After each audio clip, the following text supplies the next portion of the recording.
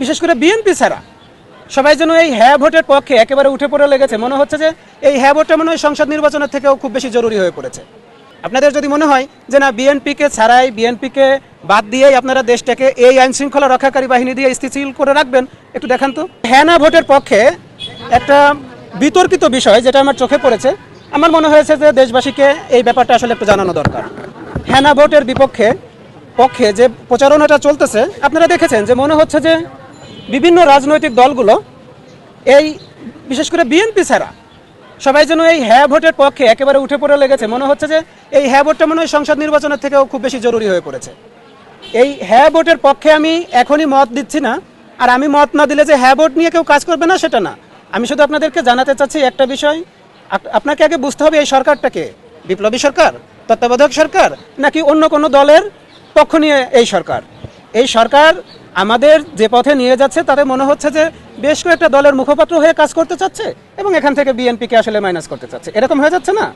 হ্যাঁ ভোটের প্রচারণায় আপনারা তখনই অংশ নেবেন, রাজনীতিবিদ যারা আছেন, যারা এই হ্যাঁ ভোটের পক্ষে প্রচারণা করতেছেন, একটা শর্তে আপনারা হ্যাঁ ভোটের পক্ষে যাবেন, সেটা হলো সরকার কোনোভাবেই হ্যাঁ ভোটের পক্ষে না ভোটের পক্ষে প্রচারণা করতে পারবে না। এখন কি মনে হচ্ছে যে আমি একটু বিএনপির পক্ষে কথা বলতেছি, এরকম না। না, সরকারকে আসলে এই ব্যাপারে সিদ্ধান্ত নিতে হবে। প্রথমেই সরকারকে সিদ্ধান্ত নিতে হবে। আপনারা বিভিন্ন এনজিও দিয়ে, আমাদেরকে দিয়ে, বিভিন্ন রাজনৈতিক দলকে দিয়ে আপনারা প্রচারণা চালান, এতে আমার বিন্দুমাত্র কোনো না বলার কিছু থাকবে না। কিন্তু আপনি যখন সরাসরি উঠে পড়ে লাগেন, সরাসরি যখন উঠে পড়ে হ্যাঁ ভোটের পক্ষে লাগেন, সরকার ঘোষণা দিয়ে হ্যাঁ ভোটের পক্ষে চলে যায়, তখন বুঝতে হবে যে তারেক জিয়া রহমান এবং বিএনপিকে এখান থেকে মাইনাস করার যথেষ্ট পায়তারা চলতেছে। এখন আমি বিএনপির পক্ষে না, বিএনপির পক্ষে না কি কারণে? একটা মাত্র কারণ আপনাকে বুঝতে হবে, বাংলাদেশের আইন শৃঙ্খলা রক্ষাকারী বাহিনীর যে ভগ্নদশা, এখনো যে বাংলাদেশ স্থিতিশীল রয়েছে, এই ব্যাপারে তারেক জিয়া রহমানের যথেষ্ট অবদান আছে বলে আমি মনে করি। আপনাদের যদি মনে হয় যে না, বিএনপিকে ছাড়াই, বিএনপিকে বাদ দিয়েই আপনারা দেশটাকে এই আইন শৃঙ্খলা রক্ষাকারী বাহিনী দিয়ে স্থিতিশীল করে রাখবেন, একটু দেখান তো। আমার কথাটা বুঝতে পেরেছেন? সরকারকে একেবারে বিনীতভাবে, খুব ভালোভাবে আপনাদের মাধ্যমে জানিয়ে দিতে চাই যে আপনারা এখনই হ্যাঁ ভোটের পক্ষে না ভোটের পক্ষে প্রচারণাটা বন্ধ করে দেন।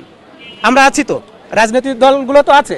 দেখেন, আপনারা যখনই হ্যাঁ ভোটের পক্ষে প্রচারণা চালাচ্ছেন, বিএনপির গতকালের শীর্ষ পর্যায়ের একজন কিন্তু হ্যাঁ ভোটের পক্ষে বলে দিয়েছে তো নাকি? এটা আপনারা বাধ্য করতেছেন না। আমরা বিএনপি এবং জামাতের যে রাজনৈতিক দক্ষতা আমরা দেখতেছি, আমরা শুধু একটা বার্তা বিপ্লবীদের মাধ্যমে পৌঁছে দিতে চাচ্ছি যে আপনারা একেবারে সমতার রাজনীতি, সাম্যের রাজনীতি, একেবারে সুষ্ঠু ধারার রাজনীতিতে ফিরে আসেন। আগামীর রাজনীতিতে কোনোভাবেই কোনো দল যেন দায়িত্ব নিয়ে হ্যাঁ ভোটকে জেতাতে না যায়। আমরা সংসদের যে নির্বাচনটা আছে এর মুখোমুখি দাঁড়িয়ে আছি। আপনারা দেখবেন রাজনীতিবিদরা কিছুদিন আগে বলাই শুরু করেছিল যে আমরা ভোট কেন্দ্র পাহারা দেব। শুনেছিলেন যে আমরা ভোট কেন্দ্র পাহারা দেবো, এখানে পুলিশ লাগবে না। এখন অনেকেই বলে ফেলতেছে যে আপনারা ভোট কেন্দ্রে যাবেন, জীবনের ঝুঁকি নিয়ে যাবেন, যেন কোনোভাবে এখানে লুকোচুরি না হতে পারে। ভাই, আপনারা যারা রাজনীতি করেন তাদেরকে একটু বলে দেই, উত্তরবঙ্গ, দক্ষিণবঙ্গ, পূর্ববঙ্গ, পশ্চিমবঙ্গ, এই যে কিছু কিছু জায়গা আছে আমরা জানি বিএনপির ঘাঁটি হিসেবে পরিচিত আছে না, অনেক এরিয়া, অনেক জায়গা আছে যেটা জামাতের ঘাঁটি হিসেবে পরিচিত, আমরা জানি তো। এইসব জায়গায় যখনই আপনারা আইন শৃঙ্খলা রক্ষাকারী বাহিনীকে বাদ দিয়ে কিংবা তাদেরকে ঢেলে না সাজিয়ে কোনোভাবেই নির্বাচন করতে যাবেন, এখানে অবশ্যই গণহত্যা সংগঠিত হয়ে যাবে।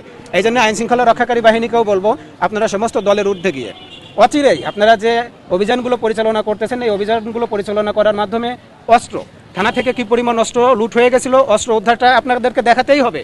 কি পরিমাণ বিস্ফোরক আমাদের দক্ষিণবঙ্গ থেকে এই ঢাকা শহরে ঢুকেছে সেটা আপনাদেরকে প্রকাশ করতেই হবে, এগুলো উদ্ধার করতেই হবে। ঢাকা শহরে গত 4 মাসে নতুন ভাড়াটিয়া কতগুলো যোগ হয়েছে সেগুলোর একটা হিসাব দিতে হবে। রিক্সা চালক কতগুলো যোগ হয়েছে সেগুলো হিসাব দিতে হবে। যারা রাস্তায় ফুটপাতে ব্যবসা করতেছে এগুলো কতগুলো যোগ হয়েছে আপনাদেরকে এগুলোর একটা হিসাব দিতে হবে, যেটাকে এ রুল বি রুল বলে। আপনারা যদি এগুলোর হিসাব দিতে পারেন এবং খুব সহজেই পেরে যাবেন, এগুলো একেবারে সামান্য ব্যাপার।